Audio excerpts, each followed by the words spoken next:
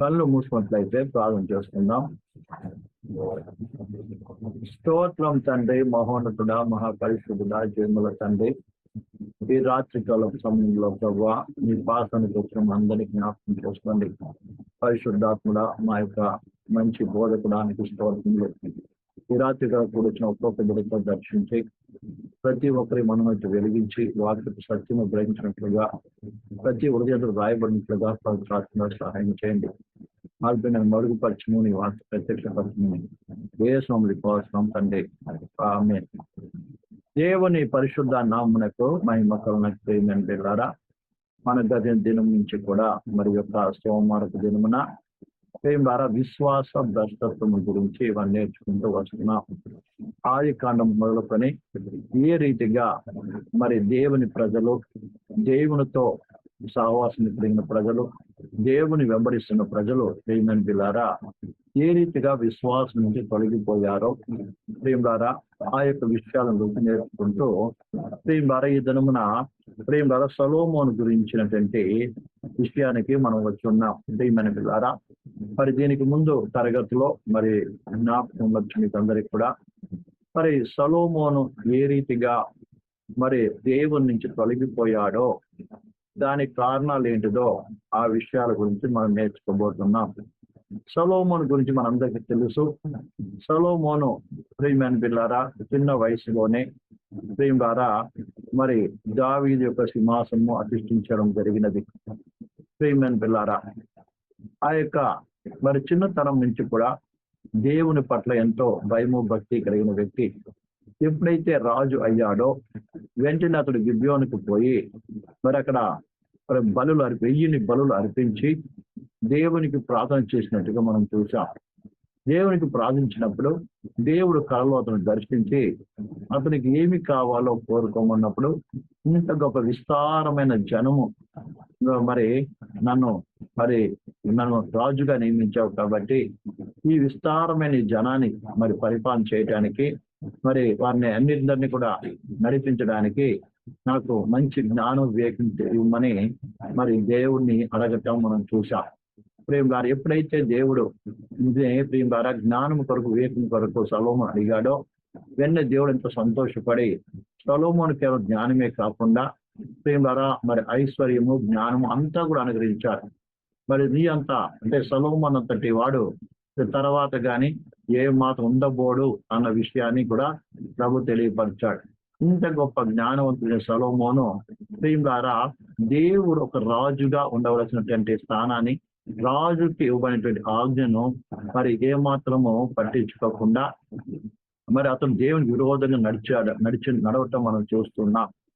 ముఖ్యంగా ప్రియమైన బిడ్డలారా దేవుడు మరి ద్వితీయోపదేశ కాండం మనం చదివినప్పుడు ద్వితీయోపదేశ కాండము సరే మనం తెరుద్దాం. 17వ అధ్యాయము 16వ వచనం చదువుదాం.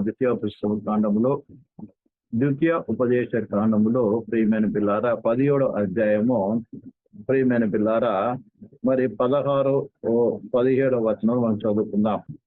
ఒక రాజుగా ఉండవలసిన వ్యక్తికి మరి ఎలాంటి లక్షణాలు కలిగి ఉండాలో, ఏ రీతిగా ఉండాలో మరి దేవుడు ధర్మశాస్త్రంలో ఇజ్రాయెల్ ప్రజలకు రాసి ఇవ్వటం మనం చూస్తాం. అది మనం ద్వితీయోపదేశ కాండములు 17వ అధ్యాయము 16, 17 వచనం చదువుతాం. అతడు గుర్రములను విస్తారముగా సంపాదించుకొనవలదు, తాను గుర్రములను హెచ్చుగా సంపాదించుటకు గాను జనులను ఐగుప్తుకి తిరిగి వెళ్ళనివ్వకూడదు. ఏలయనగా యెహోవా ఇక మీదట మీరు ఈ త్రోవలో వెళ్ళకూడదని మీతో చెప్పిన. తన హృదయంను తొలగిపోకున్నట్టు అతడు అనేక స్త్రీలను వివాహము చేసుకొనకూడదు. వెండి బంగారంలో అతడు తన కొరకు బహు విస్తరింప చేసుకొనకూడదు. మరియు అతడు రాజ్య సింహాసనం మందు ఆసీనుడైన తర్వాత లేవీయులైన యాజకుల స్వాధీనంలో ఉన్న గ్రంథమును చూచి ఆ ధర్మశాస్త్రమును ఒక ప్రతిగాని తన కొరకు వ్రాయించుకొనవలెను. ప్రియమైన బిడ్డలారా ఇక్కడ మనం క్లియర్ గా చూస్తూ ఉంటున్నాం. రాజు అయిన వ్యక్తి ఒకవేళ ఇజ్రాయెల్ ప్రజలు తన మీద రాజు కావాలని కోరుకొని రాజుగా నియమించుకున్నప్పుడు ఆ రాజుకు ఉండవలసినటువంటి ఒక ప్రాథమిక లక్షణాల గురించి, ఆ రాజు ఎలాంటి ఒక కండిషన్ లో ఉండాలో క్లియర్ గా వ్రాయబడింది. ప్రియమైన బిడ్డలారా అదే రీతిగా దేవుని విశ్వాసం ఉంచిన మనము కూడా ప్రియులారా రాజులుగాను యాజకులుగా చేయబడ్డాం. అలాగనే ప్రియులారా రాజులైన మనము, యాజకులైన మనము, లేదా విశ్వాసులైన మనకు కూడా కొన్ని ప్రత్యేకమైనటువంటి యొక్క ప్రియమైన బిల్లారా బేసిక్ ప్రిన్సిపల్స్ అనేటువంటిది, అంటే మూల సిద్ధాంతము నిశ్చయముగా పాటించవలసినదై ఉన్నది. అది ప్రతి విశ్వాసికి, అనగా రక్షణ పొందిన ప్రతి ఒక్కరు, ఇందులో విశ్వాసులు వస్తారు, పాస్టర్లు వస్తారు, సేవకులు అందరూ కండి, ప్రతి ఒక్కరికి కొన్ని బేసిక్ ఏమంటారు సిద్ధాంతం అనేది కంపల్సరీగా పాటించాలి. అర్థమవుతుందండి? లోకరీతిగా చూసినప్పుడు, లోకముల రాజులను మనం చూసినప్పుడు, మరి వారు గుర్రాలను, రౌతులను ఇవన్నీ సంపాదించుకుంటారు. ఎందుకంటే వారి యొక్క దృష్టిలో అవే వారిని కాపాడతాయి అన్నటువంటి నమ్మకం.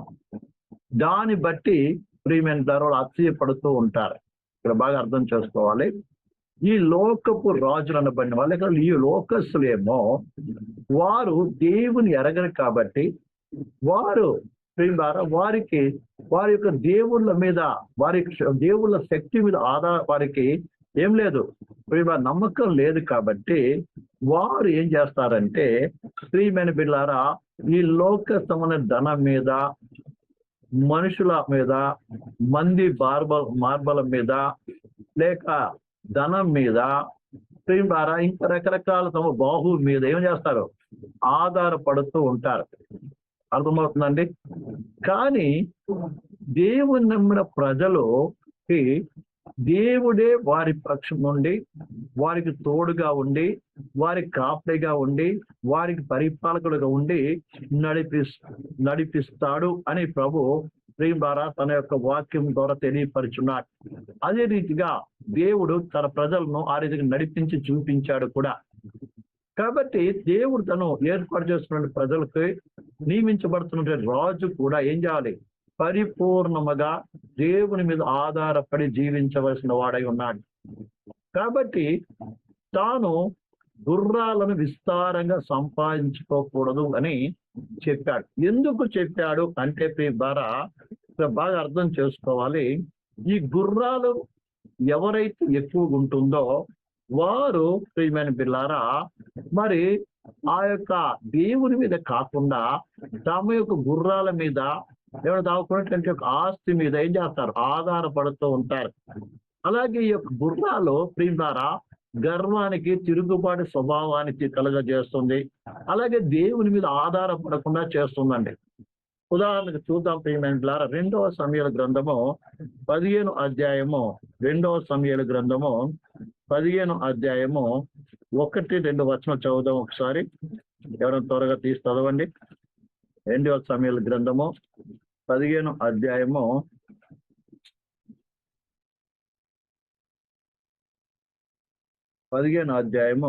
1-2 వచనాలు. ఇది అయిన తర్వాత అబ్షలోము ఒక రథమును, గుర్రములను సిద్ధపరిచి తన ఎదుట పరిగెత్తుటకై 50 మంది బంటును ఏర్పరచుకొని ఉదయాన్నే లేచి బయలుదేరి పట్టణం యొక్క గుమ్మం మార్గముల ఒక తట్టు నిలిచి రాజు చేత తీర్పు నందుటకై వ్యాజమాడు వారు ఎవరైనా వచ్చి ఉండగా కనిపెట్టి వారిని పిలిచి, నీవు ఏ ఊరు వాడవని అడుగుచుండెను. నీ దాసునే, నేను ఇశ్రాయేలు గోత్రములో ఫలాని వారిని చేరిక వాడనని వారు చెప్పగా, ఇక్కడ మొట్టమొదటగా ప్రియం ద్వారా అబ్షలోం చూస్తూ ఉన్నాం. అబ్షలోం ఏం చేశాడు, తాను రాజు అయిపోవాలి. ఆల్రెడీ దావీదు పరిపాలన చేస్తూ సింహాసనం ఉన్నాడు. అలాంటి సమయంలో ప్రియం ద్వారా గుర్రాలను ఏం చేశాడంట, రథాన్ని, గుర్రాలు సిద్ధపాటు చేసుకున్నాడు. ఎందుకు సిద్ధపాటు చేసుకున్నాడండి? ఇది ఉంటే ఇది రాజు అయిపోవచ్చు. ఈ గుర్రాల రథాల ద్వారా ఏమవుతాం, నేను రాజుని అయిపోవచ్చు అని ప్రియమైన బిల్లారా మరి రాజుకు వ్యతిరేకముగా ఏం చేస్తున్నాడు, పన్నాగం పడుతున్నాడు, తిరుగుబాటును చేస్తున్నాడు. ఈ గుర్రాల ద్వారా, ఈ యొక్క రథము ద్వారా ప్రియం ద్వారా దేవుని ప్రజలను, దేవుని ఏర్పాటు చేసిన అభిషేక్తైన దావీదు పక్షంలో ఉన్నటువంటి వారిని తన వైపు తిప్పుకుంటున్నాడు. అంటే దాని అర్థం ప్రియులారా, ఈ గుర్రాలు ఏం చూపిస్తున్నాడు ఇక్కడ? తిరుగుబాటును చూపిస్తుంది. అంటే ఒక మనిషి నాకు గుర్రాలు ఉంటే ఈ గుర్రాల ద్వారా నేను రాజును అవుతానని ప్రజల మధ్యలో ఏం చేయగలం? తెలియపరచుకుంటాను. నన్ను అందరూ కూడా రాజుగా ఏం చేస్తానన్ను ఏర్పాటు చేసుకుంటారు అన్నటువంటి యొక్క అభిప్రాయముతో ఏం చేస్తున్నాడు? అబ్షలోము రథాన్ని గుర్రాన్ని ఏర్పాటు చేస్తున్నాడండి. అర్థమైందా? ఈ గుర్రాలు అంటే ఆధారము. అబ్షలోము దేవుని నమ్మటం లేదు. దేవుని ద్వారా రాజు అవ్వాలి. ఎందుకంటే ఇక్కడ ఉన్నటువంటి రాజు అయినటువంటి మరి దావీదేమో దేవుని ఏర్పాటు చేయబడే వ్యక్తి, దేవుని ఆధారపడేటువంటి వ్యక్తి, దేవునికి ఇష్టానుసారమైన వ్యక్తి, హృదయానుసారమైన వ్యక్తి దేవునికి. ఆయన రాజుగా చేసింది ఎవరు? దేవుడు. అదే రీతిగా దేవుని ఆధారపడి నడిచిన వ్యక్తి జీవితకాలం అంతా కూడా ఎన్నో యుద్ధాలు చేసినప్పటికీ అన్ని కూడా తన సొంత బలము చేతనో శక్తి చేతనో ద్వారా కాకుండా దేవుడు చెప్పిన ప్రకారము యుద్ధము చేసి జయం పొందినటువంటి వ్యక్తిగా మనం దావీదును చూస్తుంటాం. అలాంటి విశ్వాస వీరుడికి వ్యతిరేకంగా తన కుమారుడే దావీదు కుమారుడు అబ్షలోము ఏం చేస్తున్నాడు? ప్రియులారా, రథాన్ని గుర్రాలను అలాగే ప్రియులారా అనేక మంది ఏం చేస్తారు? రౌతులను సిద్ధపాటు చేసుకుని ఏం చేస్తున్నాడండి? రాజు అవటం కొరకు ప్రయత్నాలు కొనసాగుతూ ఉన్నాడు. అంటే ఆధారపడేటువంటి స్వభావం దేని మీద? అందుకే ఒకచోట రాయబడింది ప్రియులారా, ఒకసారి మనం చదువుదాం ప్రియులారా. కీర్తనలో 20వ అధ్యాయము 7వ వచనం చదవండి.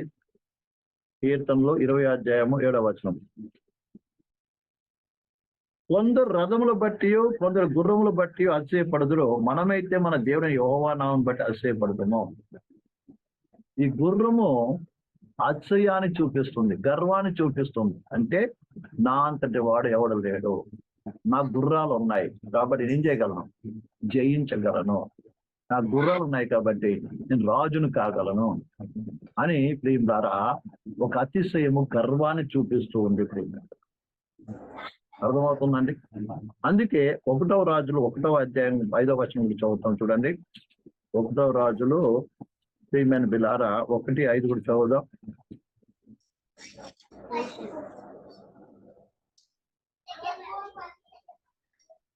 సౌండ్ తక్కువ చేసుకోండి, మ్యూట్ చేసుకోండి. 1వ రాజులో 1:5వ వచనం. అగ్గీతు కుమారుడైన అదోనియా గర్వించిన వాడై నేనే రాజును అనుకుని రథములను గుర్రపు రౌతులను తనకు ముందుగా పరిగెత్తుటకు 50 మంది మనుషులను ఏర్పరచుకునేను. అతని తండ్రి నీవు నీలాగు ఏల చేయుచును అతని చేత ఎప్పుడునో విచారించి అతను నొప్పి కలగజేయలేదు. చూచుటకు అతడు బహు సౌందర్యం గలవాడు, అబ్షలోము తర్వాత పుట్టినవాడు. ఇక్కడ అగ్గీతు కూడా ఏం చేస్తాడంట ప్రేమ ద్వారా? గుర్రాలను రథాలను ఏం చేశాడు? రథాలను గుర్రాలను ఏం చేశాడు? రౌతులను ఏం చేశాడు? పెట్టుకొని నేనే రాజును అవుతాను అనుకుని గర్వించిన వాడుగా చూస్తున్నా. గుర్రాలు ఎవరి దగ్గర ఉన్నాయో వారికి ఏమో అతిశయము గర్వము వస్తుంది. అంటే వాళ్ళు ఏంటంటే వాళ్ళు ఆధారపడేది దేవుని మీద కాదు. లేక దేవుని ఆధారపడకుండా వారికి ఉన్నటువంటి గుర్రాల మీద, వారికి ఉన్న రౌతుల మీద, రథాల మీద ఏం చేస్తారు? ప్రియమైన బిడ్డారా, అర్థమైందా? ఆ రీతిగా ఏం చేస్తారు? దేవునికి వ్యతిరేకంగా నడిచే స్వభావము. అందుకే ఇక్కడ బాగా అర్థం చేసుకోవాలి. అందుకే దేవుడు అన్నాడు, రాజైన వాడు గుర్రాలను ఎక్కువ ఏం చేయకూడదు, సంపాదించుకోకూడదు అన్నాడు. అర్థమైందండి? ఒకవేళ అనేకుడు గుర్రాలు ఉన్నప్పటికీ కూడా చూడండి, దావీదు ఒక చక్కటి కార్యం చేస్తాడు. ప్రస్తుతం మీకు అందరికీ చూడండి, 2వ సమూయేలు గ్రంథము 8వ అధ్యాయము ప్రియమైన బిడ్డలారా, పరిపూర్ణంగా దేవుని నమ్మిక ఉంచినటువంటి దావీదు దేవుని వెంబడించిన దావీదు, ఎన్నో యుద్ధాలు చేసిన దావీదు, ఎంతో మంది శత్రువులను హతమార్చినటువంటి దావీదు, ఎన్నో స్థలాన్ని ఆక్రమించిన దావీదు ద్వారా ఏం చేస్తున్నాం మనం చూడండి. దేవుని ఆజ్ఞను ఏ రీతిగా తూచ చెప్పకుండా పాటిస్తున్నాడో మనం చూస్తాం. 2వ రాజుల గ్రంథము 8వ అధ్యాయము 4వ వచనం చదువుదాం. 2వ రాజుల గ్రంథము 2వ సమూయేలు గ్రంథము 8వ అధ్యాయము ద్వారా 3 నుంచి చదువుదాం.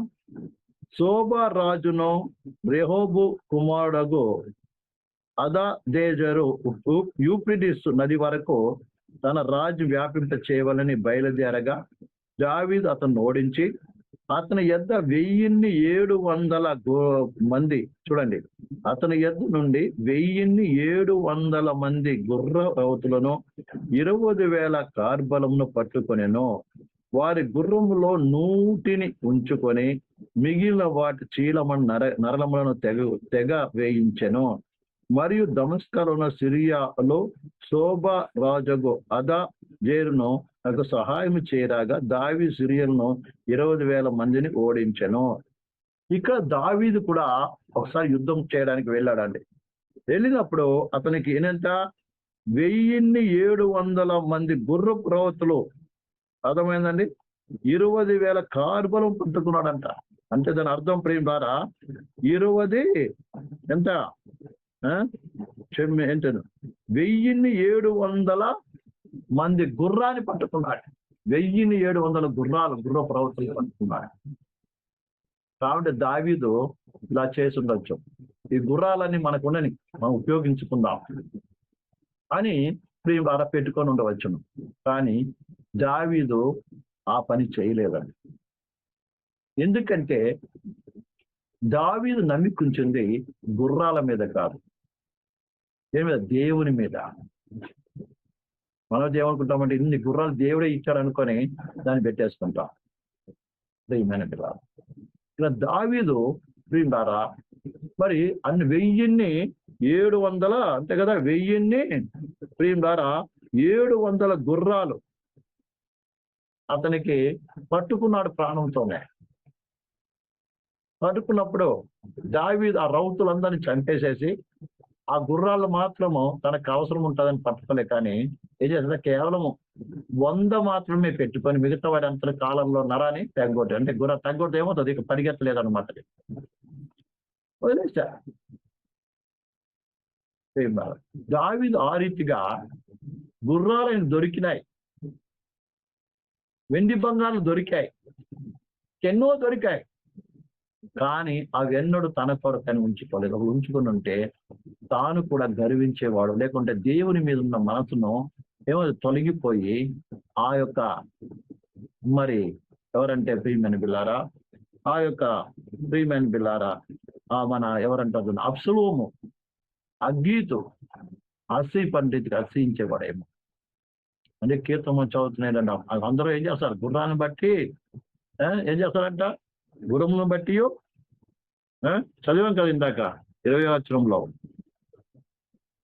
వింటున్నారు అందరూ, వినబడుతుంది మంచిగా. గుర్రములు బట్టి రథములు బట్టి, కొందరు రథములు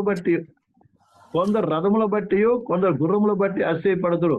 మనమైతే మన దేవుడిని యెహోవాను బట్టి అసహ్యపడుతాము. నేను అసహించే దేని బట్టి అంట, రథాన్ని బట్టి కాదు. రథాలు దొరికినా అది ఏం చేశాడు, కాల్చి పడేశాడు.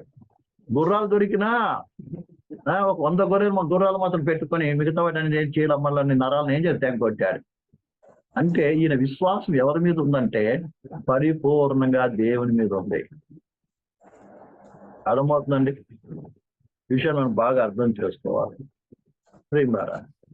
కానీ చాలా మంది ప్రియమైన ద్వారా మరి గుర్రాలను సంపాదించుకోవడానికి, సొలొమోను లాగా గుర్రాలను సంపాదించుకోవడానికి, రౌతులను సంపాదించుకోవడానికి, ఇంకేవో సంపాదించుకోవడానికి వెళుతూ ఉన్నారు. దాని అర్థం ఏంటంటే ఈ గుర్రాలు రౌతులు ఉంటే మాకు చాలు, మేము చక్కగా బ్రతకగలము, ఇంకేదో చేయగలమని ప్రియమైన బిల్లారా మరి అనుకుంటూ ఉంటారు. ఇది ఉంటే ఇంకా బాగా ఏం చేయగలం మనము, ప్రియం ద్వారా యుద్ధం చేయగలము. ఈ గుర్రాలు ఉంటే ఇంకా బాగా ఏం చేయగలం, యుద్ధం చేయగలం. ఈ గుర్రాలు ఉంటే ఇంకా మేము ఏం చేస్తాం, ఇంత విస్తారమైన దాన్ని స్థలాన్ని ఏం చేయాలి, ఆక్రమించుకోగలము అని ప్రియులారా మరి పరిగెత్తకుండా ఏం చేశాడు తెలుసా ప్రియులారా? ఎందుకంటే ఆయన ఆధారపడింది ఎవరి మీద తెలుసా ప్రియులారా? గుర్రాలను బట్టి, రథాలను బట్టి గుర్రాల మీద కానీ ఆధారపడే దేవుని మీద. కానీ ప్రియమైన బిల్లారా, కానీ ఇక్కడ జరిగిన సంఘటన ఏంటంటే సొలొమోను అలా కాకుండా ఏం చేశాడు, డబ్బు ఉంది కదా అని చెప్పి ఏం చేశాడంటే గుర్రాలను సంపాదించడం ప్రారంభించాడు. ఐగుప్తులో నుంచి గుర్రాలను తెప్పించడం ప్రారంభించాడు. దేవుడికి చెప్పినటువంటి కార్యాన్ని మరి ఏం చేశాడు, వ్యతిరేకముగా ఏం చేశాడు, ఆయన గుర్రాలను సంపాదించడం ప్రారంభించాడు.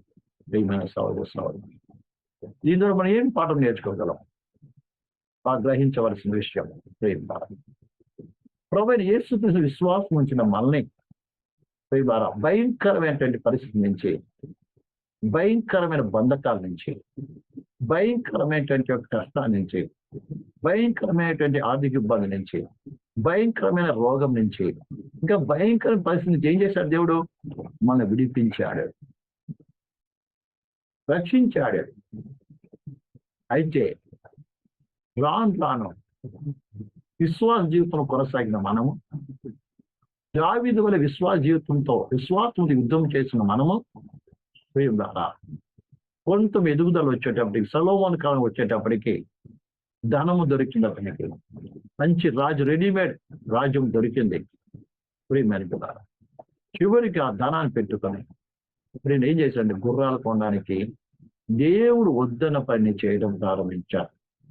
అదే రీతిగా ఇందులో అనేక మంది విశ్వాసులు ప్రియమైన బిడ్డ కొంచెం ఆత్మీయంగా ఎదిగినప్పుడు, దైవ ఆశీర్వాదం మనకు లభించినప్పుడు, ఒకవేళ ఆర్థికంగా ముఖ్యంగా ప్రియమైన ద్వారా ఆరంభంలో ఏమి లేని స్థితిలో, ఆర్థికంగా ఏమి లేని స్థితిలో ఉన్న దాంట్లోనే తిని తృప్తి పొంది ప్రియం ద్వారా నిత్యము ప్రార్థన చేస్తూ ప్రభువై ప్రతిదానికి ప్రభు మీద ఆధారపడి ప్రభు ఇచ్చిన దాంట్లో సంతృప్తి పొంది ప్రభుని ప్రియం ద్వారా శుచిస్తూ ఆరాధిస్తున్న విశ్వాసి కొంచెము ఆర్థికంగానో ఇంకా మిగతా అనేక విషయాలలో కొంచెం ఎదుగుదల రాగానే, ఇదిన ముఖ్య డబ్బు రాగానే ఏం చేస్తామంటే, ఏదైతే ఒకప్పుడు మనకు అవసరం లేదు అనుకున్నామో, అటువైపు వెళ్ళకూడదు అనుకున్నామో, అది చూడకూడదు అనుకున్నామో, ప్రియం ద్వారా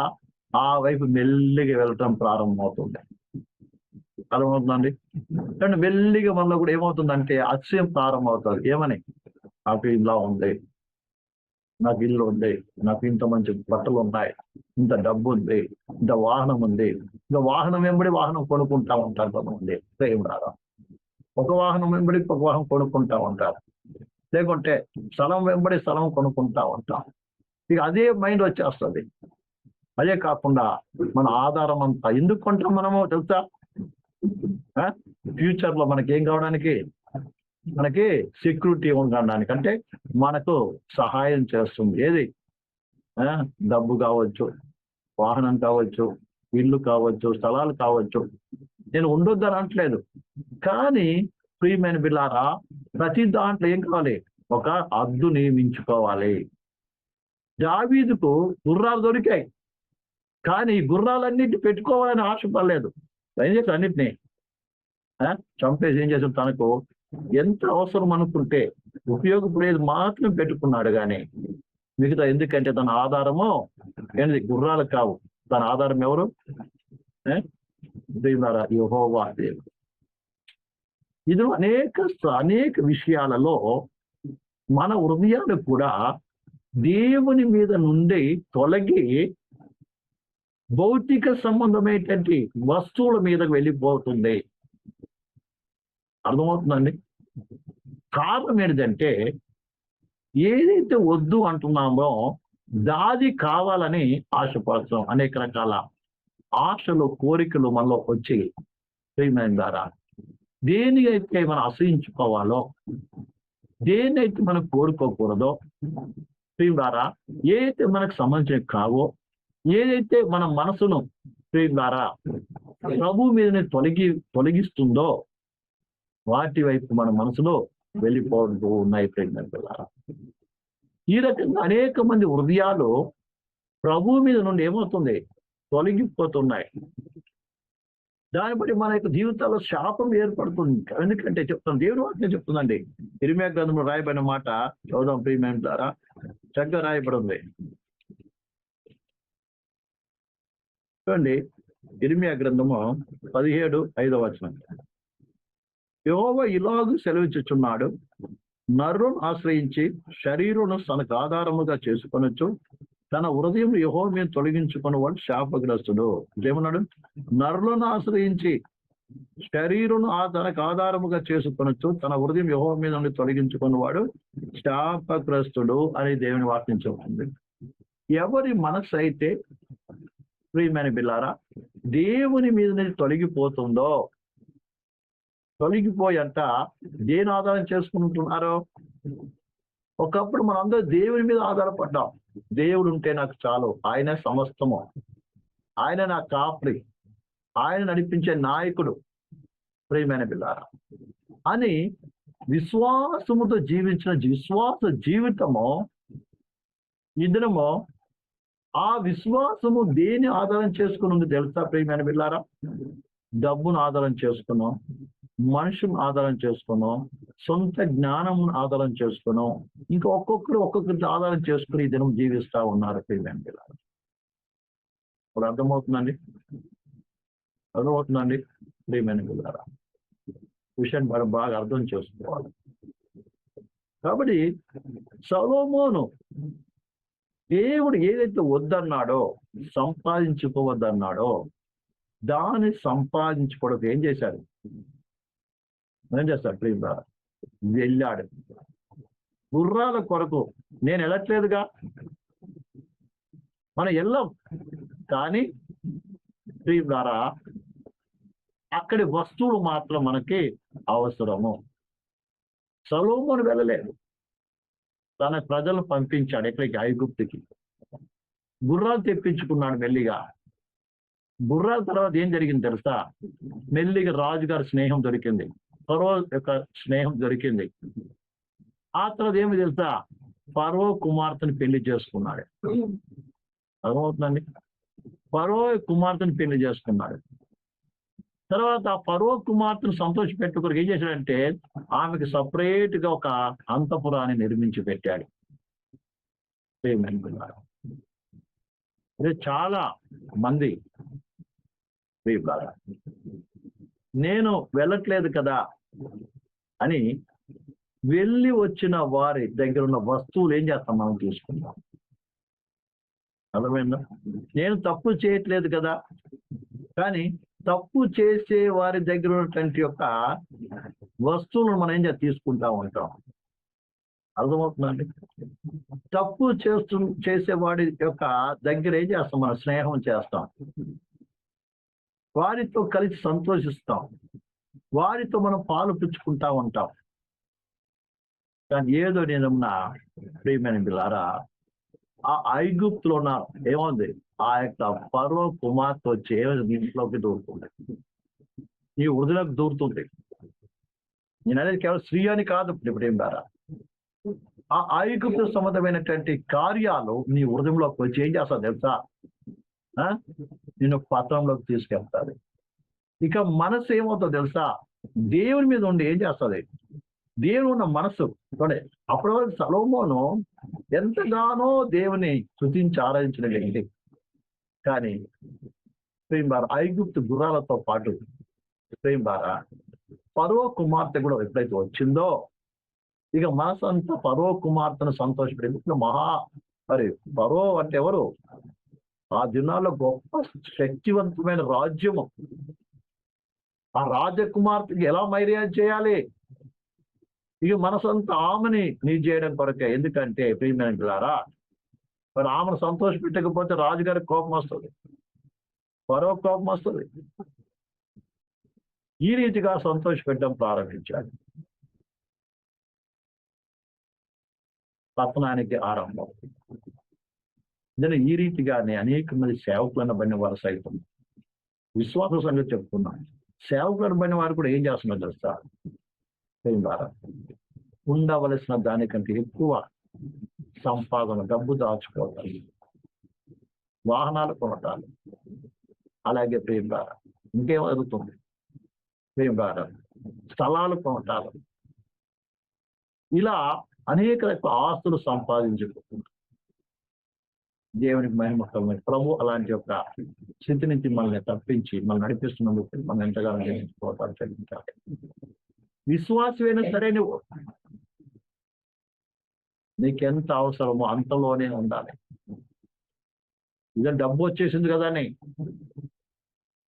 నీకు అవసరం లేనివన్నీ, దేవుడు వద్దన్నదన్నీ నువ్వు తెచ్చుకొని నీ ఇంట్లో పెట్టుకుంటే నీ మనసంతా దాన్ని సర్దుకోవడమే సరిపోతూ ఉంది. అర్థమవుతుంది? దాన్ని సర్దుకోవడం సరిపోతుంది. ఇతను చాలా మంది పనికిరాని పనులను పెట్టుకుంటారు. డబ్బు ఉంది కదండి, ఆ డబ్బుతో ఏం చేస్తాం? లేనిపోని పనులు. ఆ పనుల ద్వారా దేవుని సన్నిధిలో గడపకుండా, దేవునితో సాంగత్యం చేయకుండా దేవునికి నీకేమవుతుంది?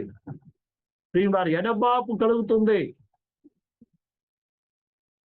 దేవుని నుంచి దూరం చేసేటువంటి ఏ కార్యమైనా సరే, ఏ పనైనా సరే, ఏ ఎక్స్ట్రా కార్యాలైనా సరే నువ్వు కలిగి ఉన్నట్లయితే నీ జీవితంలో ఐగుప్తు వచ్చినట్టే, లేక ఫరో కుమార్తె నీ యొక్క హృదయంలోకి వచ్చినట్టే. సొలొమోను దేవుని బైబిల్ కలిగి చూడండి, ఆయన వెళ్ళి 1000ని ఏం చేశాడు? బలర్పించాడు. దేవుడే ప్రత్యక్షమయ్యి వరాన్ని ఇవ్వడానికి వచ్చాడు. కానీ ఎంత గొప్ప బాధ్యత కలిగిన వ్యక్తిగా మనం చూస్తాం. మనం దేవుడు సంతోషించాడు. ఏమని తెలుసా? నువ్వు దీర్ఘాయుషను అడగలేదు, శత్రు ప్రాణాలు అడగలేదు, నీకు ఇచ్చిన బాధ్యత నెరవేర్చే కొరకు, నీకు ఇచ్చిన బాధ్యత నెరవేర్చు ఏం చేస్తావు? జ్ఞాన వివేకం అడిగావు కదా, నేను జ్ఞాన వివేకం ఇస్తాను, ఐశ్వర్యం ఇస్తాను, అన్నీ ఇస్తాను. అవునండి, కొన్నిసార్లు దేవుడు ఇచ్చి కూడా పరీక్షిస్తాడు నిన్ను. అర్థమవుతుందా? దేవుడు లేకుండా పరీక్షిస్తాడు, కొన్నిసార్లు ఇచ్చి పరీక్షిస్తారు. లేనప్పుడు కొంతమంది బాగానే ఉంటాం, కానీ ఇచ్చినప్పుడే చాలా మంది ఏమవుతారు? దేవునికి దూరం అయిపోతూ ఉంటారు. వారు అర్థమవుతుందండి? దేవుడు చూడాలి, ఎప్పుడు దూరం అయిపోతారు? దేవుడు అన్నీ ఇచ్చినప్పుడు దేవునికి దూరం అయిపోతాం. దేవుని పిల్ల సొలొమోనుకి అన్ని ఇచ్చాడు, దేవుడు ఇచ్చిందే. కానీ దేవుడు నియమించిన హద్దుల్లో సొలొమోను ఉండకుండా పోయాడు. ఆ రీతిగా మనం అనేక సార్లు ప్రియమైన పిల్ల దేవుడు మనకి అన్ని ఇచ్చినప్పుడు, లేమిలో ఉన్నప్పుడు, కష్టంలో ఉన్నప్పుడు ఏమో దేవుని ఎంతో ప్రజలు కలిగి జీవించాం. కానీ అన్ని కలిగినప్పుడు ప్రియ ఏం చేస్తామంటే, దేవుడు నాకు ఇచ్చాడుగా, నేనేం చేస్తా? తిని తాగి సంతోషిస్తాను, లోకానికి తగినట్టుగా ఏం చేస్తాను నేను? ఎందుకంటే ఉంది, దేవుడు ఇచ్చాడు కదా. దేవునికి ఇచ్చింది దేవుని మహిమపరచడానికి. నీకు మంచి ఉద్యోగం ఇచ్చినప్పటికీ, మంచి ధనం ఇచ్చినప్పటికీ, లోకం నీకు మంచి స్థానం ఇచ్చినప్పటికీ, ప్రియమైన సహోదరి సహోదరా, నీవు దాన్ని అనుభవించడం కొరకు కాదు, కానీ దేవుని మహిమపరచడం కొరకు. అందుకే దేవుని వాక్యం చక్కగా చదివిపరుస్తుంది. చూడండి, 2వ కొరింథీయులకు రాసిన మొదటి పత్రిక రాసి మన అపోస్తలుడైన పౌలు రాస్తాడు. ప్రియమైన బిల్లారా, అపోస్తలుడైన పౌలు రాసినటువంటి పత్రిక 1వ కొరింథీయులు 7వ అధ్యాయము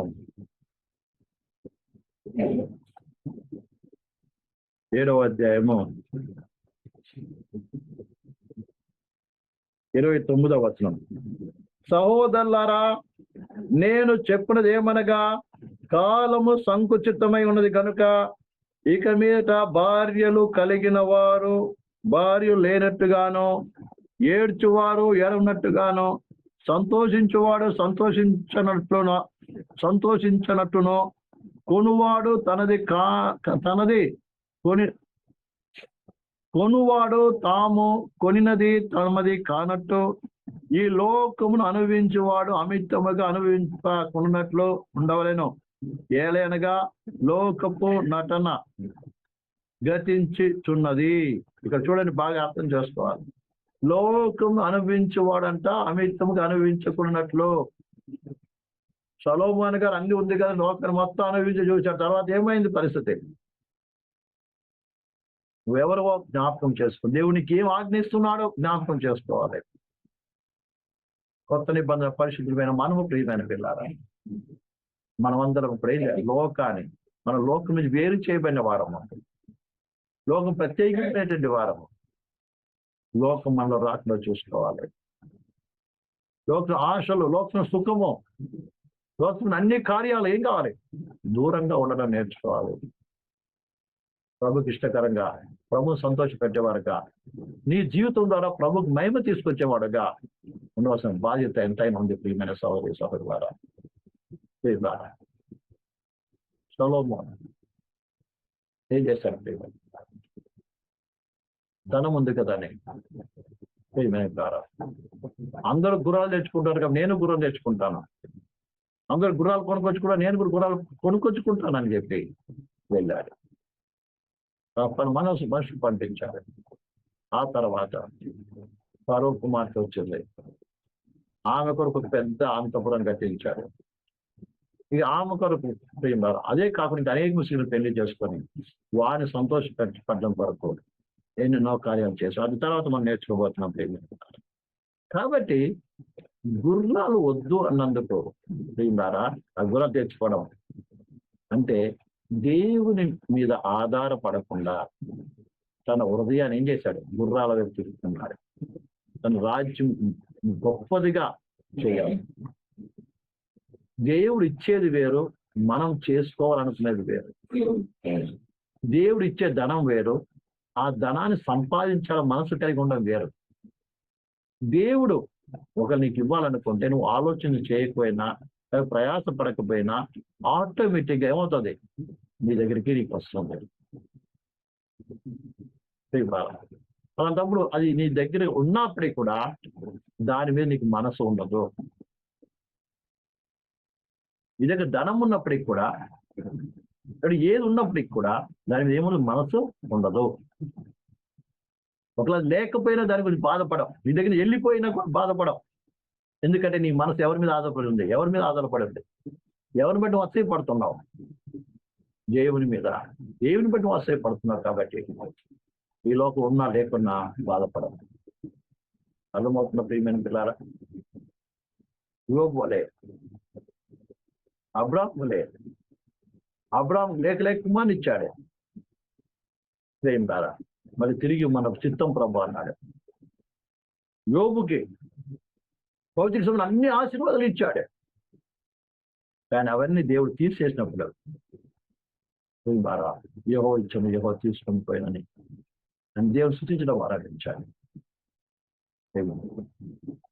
అందుకని విశ్వాసి కొరకు, సేవకుని కొరకు, ఎవరైనా సరే ఉదయం ఎవరి మీద ఉండాలి? పరిపూర్ణముగా ఉదయంలో అప్పుడు దేవుని ఉండాలి. దావీదు దేవుని ఎరిగిన వ్యక్తి, దేవుని చిత్తమును అర్థం చేసుకునే వ్యక్తి, దేవుని వాక్యాన్ని బాగా ధర్మశాస్త్రం ఎరిగిన వ్యక్తి. కాబట్టి విస్తారమైన గుర్రాలు వచ్చాయి, రౌతులు వచ్చారు, దొరికారు. కానీ అది నా దగ్గర పెట్టుకోవాలని ఆయన ఆశపడలేదు. తనకు కావాల్సిన ఎంత 100 గుర్రాలు మాత్రం పెట్టుకొని మిగతా గుర్రాల యొక్క ధరాలని తెగొట్టారు. చాలాసార్లు చూస్తాం దావీదు శత్రువులని యుద్ధం చేసినప్పుడు వారు ఏది ఆశపడలేదు. కానీ అదే సొలొమోను ఏమో యుద్ధం చేయడం కాదు కదా, అలా డబ్బు ఉంది కదా అని చెప్పుకుని ఏం చేశాడు? గుర్రాలు తెచ్చుకోవడానికి వెళ్ళిపోయాడు. ఈ ఇద్దరి మధ్యలో మనం బాగా డిఫరెన్స్ బాగా అర్థం చేసుకోవాలి. నిజమైన విశ్వాసి లౌకిక సంబంధమైనటువంటి వస్తున్నప్పుడు, లౌకిక సంబంధమైనటువంటి ధనం కావచ్చు, పేరు ప్రఖ్యాతి కావచ్చు, గొప్పతనం కావచ్చు, పొగడతలు కావచ్చు, ఆ వస్తున్నప్పుడు దాన్ని అసహించుకుంటాడు. అర్థమైందా? దాన్ని ఏం చేస్తారు? అసహించుకొని, అర్థమవుతుందా? దాన్ని దూరం అవటానికి ప్రయత్నం చేస్తారు. అర్థమవుతుందండి? దావీదు అదే పని చేశాడు. తన ఎదురుకు వచ్చినా కూడా వింటే నాకు అవసరం లేదు, నాకు ఎంత ఉందో అంతే చాలు అని తనకు కలిగినది ఏం చేశాడు? జాగ్రత్తగా పెట్టుకుంది. సొలొమోన్ ఏమో లేనిది ఇంకా కొని తెచ్చుకోవాలని ప్రయాసపడ్డాడు. లేనిది ఏం చేశాడు? కొని తెచ్చుకోవాలని ప్రయాసపడ్డాడండి ప్రియమైన పిల్లలు. లేనిది కొని తెచ్చుకోవాలని ప్రయాసపడ్డాడు. చార్జర్ అర్థమవుతుందండి? లేనిది కొని తెచ్చుకోవాలి. చాలా మంది లేని దాని కొరకు పాకులాడుతూ ఉంటారు. లేని దాని కొరకు పాకులాడుతూ ఉంటారు. లేని ధనం సంపాదించాలని కోరుకుంటారు. లేని మెప్పు లేని మెప్పు కొరకు ప్రయాసపడుతుంటారు. ప్రియమైన పిల్లారా, లేనిది పొందుకోవాలి. కొంతమంది వచ్చినా దాన్ని ఏమి దూరం చేసుకుంటారు, ఆశ్చర్యపడరు. అలా కొంతమంది కావాలని పొగిడించుకునేవాడు ఉంటారు. నిజమైన దైవ బిడ్డలేమో ఏమైనా పొగిడినా కూడా ఏం చేస్తారంటే ప్రియులారా, ఆ పొగడ్తల నుంచి దూరం పారిపోతారు, దాన్ని అసహించుకుంటారు. కానీ దేవుని దగ్గర నుంచి ప్రభా ఇదంతా నీకు మహిమ ప్రభా, నేను ఏ పాటి వాడిని, ఏ పాటి దారుణం అని ఏం చేస్తారంటే విరిగి నరిగిన మనసుతో దేవుని ఏం చేస్తారు? ప్రార్థించి వారు అప్పగించుకొని దేవుడు స్తుతించి ఆరాధిస్తారు. కానీ దాని కూడా అసహ్యపడరు, ఏ మాత్రం కూడా గర్వపడరు. దీని అనేక మంది విశ్వాసం ఉండబడిన వారు బహుశా మన మధ్య ఉన్నారు. ప్రేమల మీలో అలాంటి స్వభావం ఉందో నాకైతే తెలియదు, కానీ కొత్తగా మనం నేర్చుకుంటున్నాం. ప్రేమ అనేక మంది ప్రేమలారా లేని మెప్పు, లేని ఘనతను, లేని దాన్ని పొందుకోవాలని ప్రయాసపడేటువంటి వారు ఎంతో మంది ఉన్నారు. విశ్వాసులు ఉన్నారు, సేవకులు ఉన్నారు. ఇవంతా ఎందుకు నేర్చుకుంటామంటే ప్రియులారా, ఏది సరి అయింది, ఏది సరి కానిది, ఏది పవిత్రమైనది, ఏది అపవిత్రమైనది మనం బాగా తెలుసుకోవాలి. ఎందుకంటే విశ్వాసం భ్రష్టత్వం అనేది ఇది ప్రపంచాన్ని కుదుపుతుంది. ప్రపంచం అంటే ప్రియులారా క్రైస్తవులను, విశ్వాసం ఏం చేస్తుంది ప్రియులారా? కదిలిస్తుంది. అనేక మంది విశ్వాసం నుంచి తొలగిపోతున్నారు. ఎలా తొలగిపోతున్నారు? చూడని మీరు పరిశుద్ధులే, విశ్వాసులే, చర్చికి వెళ్తున్న వారే, కానీ వారి విశ్వాసము ప్రియమైన పిల్లారా దేవుని మీద లేదు, దేవుని వాక్యానుసారంగా, దేవుని ఉపదేశానుసారంగా లేదు. వాళ్ళంతా కూడా ప్రియులారా లోకములు ఏదో పొందుకోవాలని, లోకంలో సుఖ సంతోషాలు అనుభవించాలని, లేదా లోకంలో పేరు ప్రఖ్యాతి పొందుకోవాలని ప్రియులారా దాని కొరకు ఏమేమి కావాలో అవి సంపాదించుకొని ప్రయాసపడుతున్నారు. ఏది ఉంటే లోకంలో మనకి ఘనత దొరుకుతుందో, ఏది ఉంటే లోకం మనల్ని మెచ్చుకుంటుందో, ఏది ఉంటే అందరూ నన్ను గొప్పదానికి ఎంచుతారో అని దాని కొరకు ఏం చేస్తున్నారు తెలుసా? ప్రజలు ప్రయాసపడుతున్నారు. సొలొమోను గుర్రాలు ఐగుప్తును తెచ్చుకున్నాడు, దేవుడు వద్దన్నాడు. అసలు మీరు ఐగుప్తు మార్గానికి వెళ్ళకూడదన్నాడు. అయితే సొలొమోను ఏదైతే వద్దన్నాడో ఏం చేశాడండి? ద్వారా మనుషుల పద్ధతికి గుర్రాలు తెప్పించుకున్నారు. సో మనం కూడా అనేక సార్లు మన దగ్గర డబ్బు ఉంది అనుకోండి, అనేక సార్లు చేయరానిది ఏం చేస్తాం? రాకుండా ఆలోచనలు వస్తాయి. వెళ్ళకూడని స్థలానికి వెళ్తాం, కొనుక్కోకూడని వస్తువులను కొంటాం. అదేనండి, మన అవసరమైన వస్తువులు ఎన్నో తెచ్చుకొని ఇంట్లో పెట్టుకుంటాం. ఎందుకంటే మన గొప్పతనం కాదు. మనం చూసి అందరూ మెచ్చుకోవాలి, మనం అందరూ ఏం చేయాలి? గొప్పగా ఎంచుకోవాలి. ఈ దినం ఆ రీతిగా సంఘంలో విశ్వాసంలో ఏమవుతుంది? విశ్వాసం భ్రష్టత్వము కనబడుతుంది. కాబట్టి ఈ విషయాన్ని మనం బాగా అర్థం చేసుకోవాలి. మొదటి కొరింథీయులకు రాసిన పత్రిక 1 కూడా చదువు ఒకసారి. అతని యొద్ద 1000 రథములు, 7000 గుర్రపు రౌతులు, 20,000 కార్బలములు పట్టుకొనిను. దావీదు ఆ రథములో 100 కావలసిన గుర్రములను ఉంచుకొని కరము వాటన్నిటిని చీలముల నరము తెగ వేయించెను. ఇప్పుడు కూడా చూస్తాం అదే విషయం. దావీదుకు వచ్చాయి, విస్తారముగా వచ్చింది. కానీ ఏం చేశాడు సార్? కేవలం తన కాదు 100 మాత్రం ఉంచుకొని మిగతావన్నీ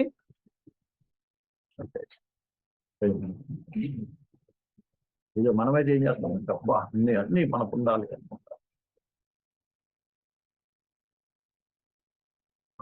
మనకుండాలి, నాకుండాలి, రేపటికి ఉండాలి, ఎల్లుండికి ఉండాలి, తర్వాత ఉండాలి.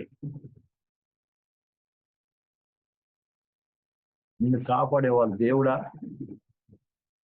నువ్వు దేని కొరకైతే ఏది కాపాడుతుందని అనుకుంటున్నావు అవే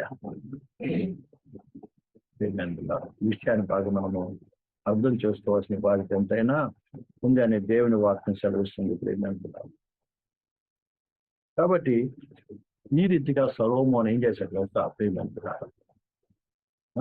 మొట్టమొదటి తప్పు విశ్వాసం తొలగిపోవడానికి మొట్టమొదటి తప్పు ఏం చేశాడు? తనకు డబ్బు ఉంది కదా అని చెప్పి ఏం చేశాడు? దేవుని ఆజ్ఞని పెడచెవిని పెట్టి ఐగుప్తుకి తన ప్రజలను పంపించి ఏం చేయడం? గుర్రాన్ని తెప్పించుకోవటం. ఆ తర్వాత ఆ ఐగుప్తులో నుంచి త్వరో మార్పు రావటం, ఇక తర్వాత మెల్లిమెల్లిగా తన పతనం ప్రారంభమైంది.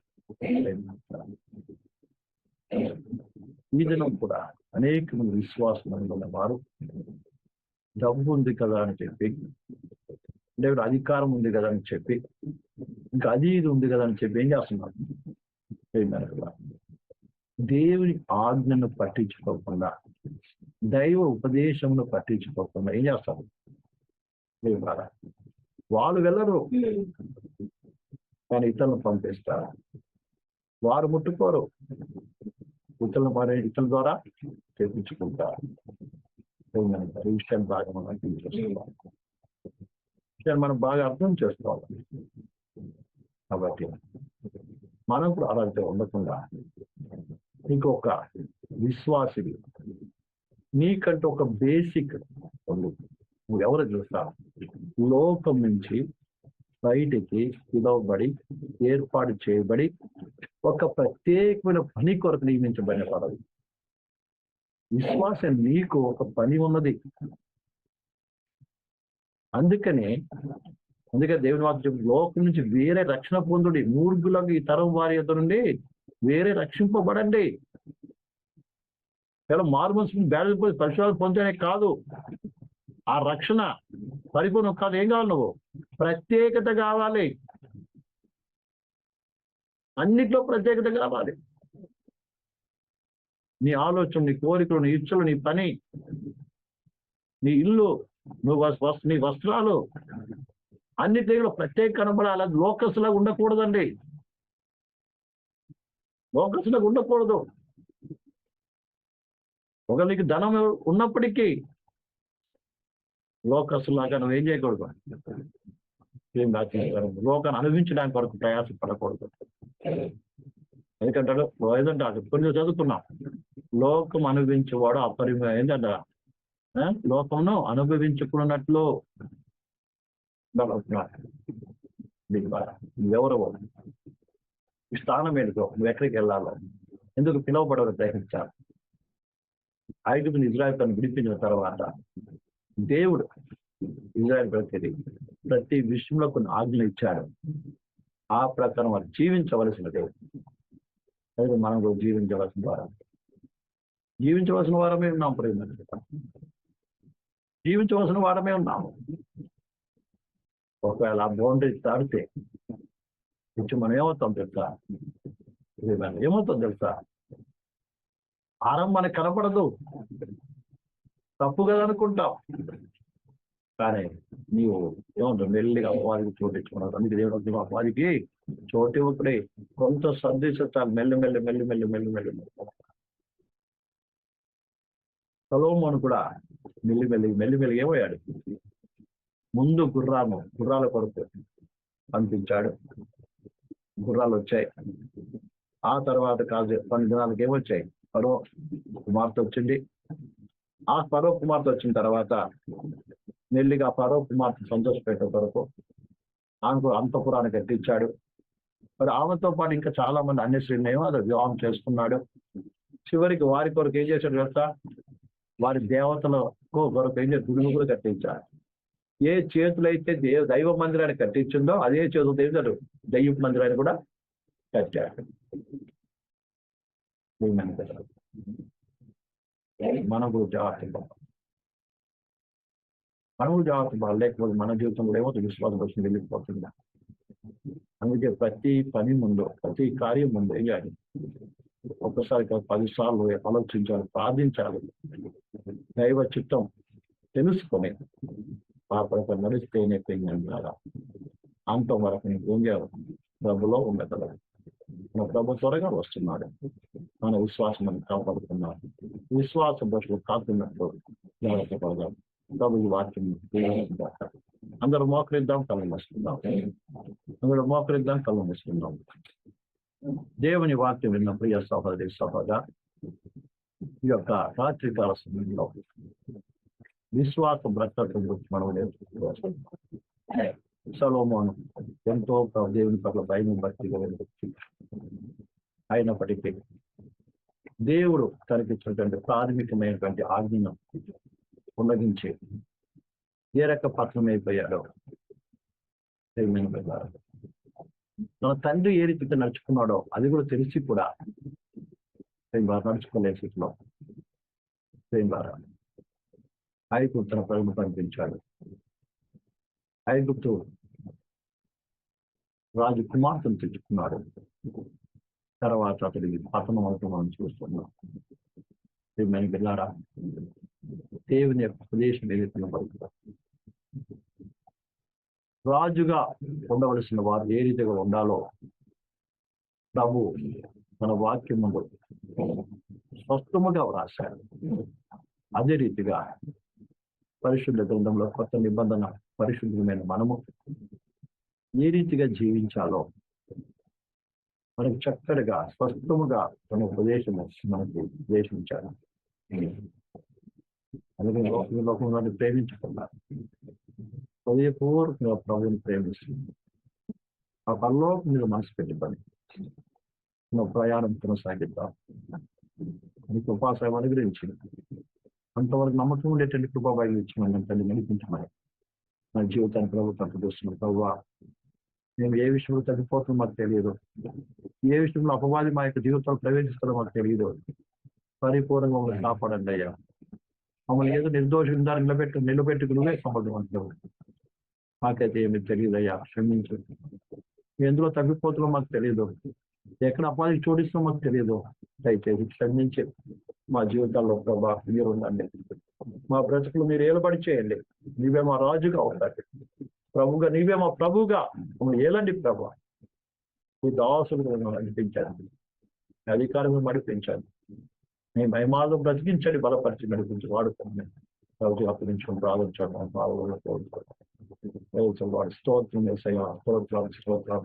స్తోత్రం.